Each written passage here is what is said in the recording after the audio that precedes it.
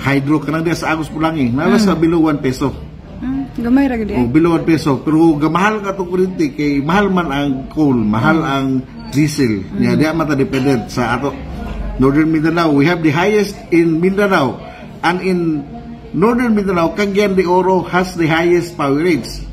And 70% of the installed coal capacity in Mindanao nasa Northern Mindanao. So, taas kaya itong presyo, and yet,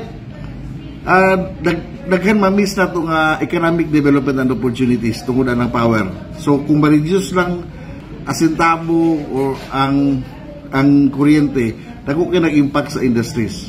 Diri karon daghan na mga industry players, hindi kaning napoy mga gikan sa power sector yun. And they share really the sentiment nga kinahanglan og mubarato gid ang presyo sa kuryente kay para maka-expand sila, makadugang og employment ug katong yung pag-abri pa sa dagan ng mga industriya. So importante kayo nga mapursu ni, and we're happy because the government is now really serious nga i-rehabilitate na dugay na kana ga sige lang ka-postpone, and hopefully this year makahimo og desisyon nga i-rehabilitate ug saan pag-rehabilitate.